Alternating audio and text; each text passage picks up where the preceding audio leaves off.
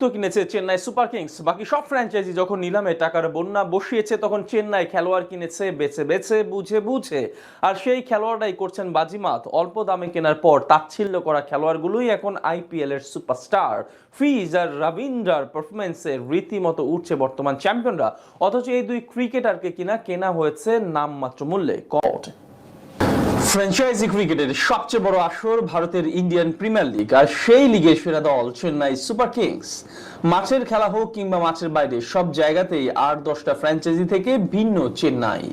সাফল্যের বিচারে আইপিএল এর সেরা যে চেন্নাই, এই নিয়ে কোনো দ্বিমত থাকার কথা নয়। কেননা 14 বার অংশ নেওয়া চেন্নাই ফাইনালে খেলেছে 10 বার। এই একটা পরিসংখ্যানই যথেষ্ট চেন্নাইয়ের সাফল্য বুঝিয়ে দেওয়ার জন্য। মাঠে যেমন চেন্নাই এত সফল, তেমনি নিলামের ময়দানেও তাদের পাশার চালের জবাব থাকে না কারো কাছে। এবারে নিলামে যখন টাকার মিছিল করেছে বাকি সব ফ্র্যাঞ্চাইজি, তখন চেন্নাই খরচ করেছে নিজেদের প্রয়োজন অনুযায়ী। মুস্তাফিজকে যখন কোনো ফ্র্যাঞ্চাইজি দলে ফেরানোর কথা চিন্তাই করেনি, তখন তার উপর আস্থা রেখেছে চেন্নাই। মাত্র 2 কোটি ভারতীয় রুপিতে দলে ভিড়িয়েছে ফিজকে। শুধু ফিজ না, রচিন্দ্রার মতো ক্রিকেটার কেউ পানির দামে কিনেছে চেন্নাই। মাত্র 50 লাখ বেস প্রাইজে থাকা প্রাচীন চেন্নাইয়ের রাডারে ছিল শুরু থেকেই, তাই প্রথম বিটটা করে ধোনিরই দল। দিল্লি 1 কোটির আগেই নিলাম থেকে নাম তুলে নেয়। এরপর পাঞ্জাব শুধু দামটাই বাড়িয়েছে, তবে সেটাও আবার পার হয়নি 2 কোটির কোটা। 1 কোটি 80 লাখ ভারতীয় রুপি দিয়ে তাকে দলে ফেরায় চেন্নাই। অথচ প্রথম ম্যাচে এই দুই ক্রিকেটারের কারোরই খেলার কথা ছিল না, কেননা ওপেনিং এ ডেভন কনওয়ে যে হবেন চেন্নাইয়ের তুরুপের তার, সেটা সবাই ভেবে নিয়েছিল। আর পেস বোলিং এ পাথিরানা গত আসরে যে পারফর্ম করেছেন, তাতে তার দলে না থাকার কোনো কারণই নেই। কিন্তু দুজনেই নিজ নিজ দেশের জার্সিতে খেলতে নেমে পড়েন ইনজুরিতে। পাথিরানার অবশ্য ছোট ইনজুরি হলেও কনওয়ে ফেসে গেছে বড় ইনজুরিতে। বেশ কিছু সময়ের জন্য ছিটকে গেছেন এই কি ব্যাটার। দলের প্রাণ বুমরাদের ইনজুরি আর সব দলকে বিচলিত করলেও চেন্নাই এই ব্যাপারে ছিল নির্বিকার। ফিজ আর রবীন্দ্রের উপরই ভরসা রাখে তারা। আর দলের আস্থার প্রতিদান বেশ ভালো মতোই দিয়েছেন এই দুই তারকা। বেঙ্গালুরুর বিপক্ষে দুর্দান্ত বোলিং এ ফিজ হয়েছেন ম্যাচ সেরা। ফিজের ডেথ বোলিং যে কতটা ভয়ঙ্কর হতে পারে চিপাকের মাঠে, সেটাই যেন পরের ম্যাচে গুজরাটের বিপক্ষে দেখেছে দর্শকরা।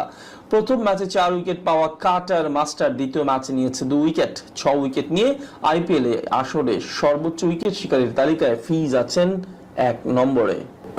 রবীন্দ্রও ব্যাট হাতে দেখিয়েছেন চমক। 2 ম্যাচেই তার ঝড়ো ব্যাটিং দিয়ে শুরু হয়েছে চেন্নাইয়ের ইনিংস। শুরুতেই বোলারদের উপর চড়াও হয়ে পরে ব্যাটারদের জন্য কাজটা আরো সহজ করেছেন রচিন।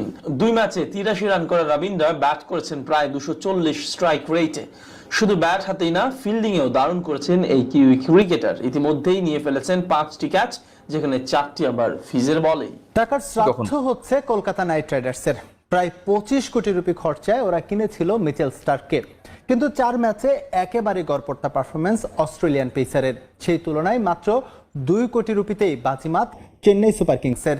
মোস্তাফিজুর রহমানের নিলামের বেস প্রাইজে কেনা মোস্তাফিজ রীতিমতো উঠছে বর্তমান চ্যাম্পিয়নরা। আপনি ব্যাগ ভর্তি টাকা নিয়ে বাজারে গেলেন, বহু টাকা খরচ করে বড় একটা মাছ কিনে ঘরে ফিরলেন, কিন্তু রান্নার পর প্রত্যাশিত টেস্ট পেলেন না। এত টাকা খরচ করে মাছটা কেনা হয়েছে, সেটা এখন চাইলেও ফেলে দেওয়া সম্ভব না। মিচেল স্টার্ককে নিয়ে কলকাতা নাইট রাইডার্সের অবস্থাও হয়েছে অনেকটাই এমন।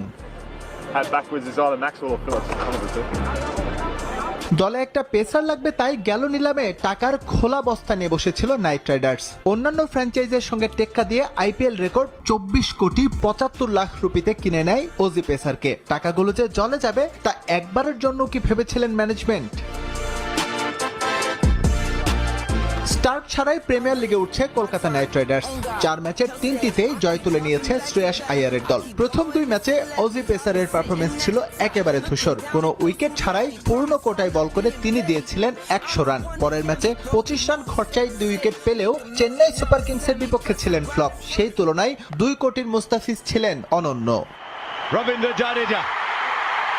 দিল্লি ক্যাপিটালস ছেড়ে দেওয়ার পর একেবারে সস্তায় মোস্তাফিজকে বাগিয়ে নিয়েছিল চেন্নাই সুপার কিংস। 2 কোটির বেস প্রাইজে তার কাছ থেকে যে সার্ভিস পাচ্ছে ধোনির দল, তাতে নিশ্চিত কপাল চাপড়াচ্ছে অন্য ফ্র্যাঞ্চাইজগুলো। দিল্লিতে নরখিয়া যে পরিমাণে খরচে, তাতে কি আফসোসটাই না হচ্ছে ওদের। এবারের আসরে 4 ম্যাচ খেলেই পার্পেল ক্যাপ হোল্ড করছেন মোস্তাফিজ। টুর্নামেন্ট সর্বোচ্চ 9 উইকেট তার দখলে। ইকোনমি রেটটাও সমীহ যোগাবে। তার ভেলকিতে ম্যাচ জয় করে চলেছে চেন্নাই।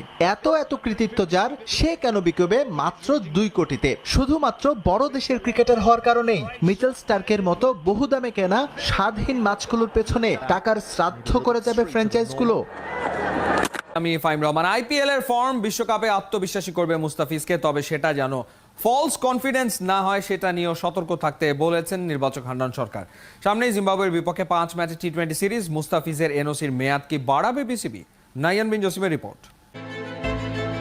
ইন্ডিয়ান প্রিমিয়ার লিগ আইপিএলে 18 কোটি মানুষের মাত্র একজন প্রতিনিধি মুস্তাফিজুর রহমান, যিনি কিনা আবার পারফরমেন্স দিয়ে ঠিকই আলো কেড়ে নিচ্ছেন। এখন পর্যন্ত 4টা ম্যাচে 9টা উইকেট নিয়ে পার্পল ক্যাপের মালিক কিন্তু সেই মুস্তাফিজুর রহমান। এখন পর্যন্ত সর্বোচ্চ উইকেট শিকারী। সবচেয়ে বড় ব্যাপার হচ্ছে ডেথ ওভারে সবচেয়ে বেশি ডট বলটাও কিন্তু মুস্তাফিজুর রহমান দিয়েছেন। তার এই পারফরমেন্সে সবচেয়ে বেশি যারা খুশি হবেন তাদের মধ্যে একজন হচ্ছেন জাতীয় দলের নির্বাচক হান্নান সরকার। এরকম একটা পারফরমেন্সের পর ইউএসএ ওয়েস্ট ইন্ডিজের কন্ডিশনে গিয়ে মুস্তাফিজ ভালো করবে সেই মানে শিওরিটিটা কি আসলে পাচ্ছেন মানে এই পারফরমেন্সের পর, নাকি মনে হচ্ছে যে কোনো একটা জায়গায় একটু গ্যাপ থেকেই যাচ্ছে? আপনি যদি একটা জিনিস লক্ষ্য করেন, এখানে টেকনিক্যাল একটা বিষয়, চেন্নাইয়ের পক্ষে মুস্তাফিজ 4টা ম্যাচ খেলেছে, 3টা ম্যাচ কোন ভেন্যুতে খেলেছে? চেন্নাইতে।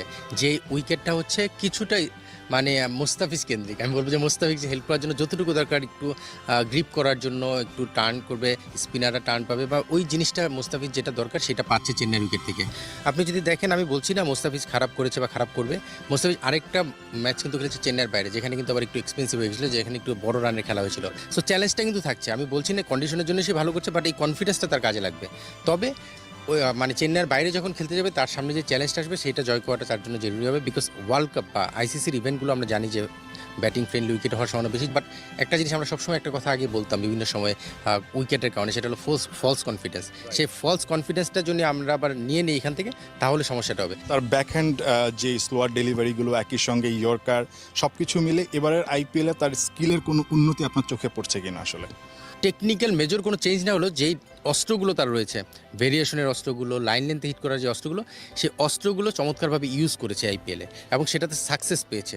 আমার মনে হয় এই টুর্নামেন্টের সবচেয়ে বড় যে পাওয়ারটা মুস্তাফিজের, সেই ভেরিয়েশন বা যে ডেলিভারিগুলো সে করতে চায় সেগুলো করে কনফিডেন্স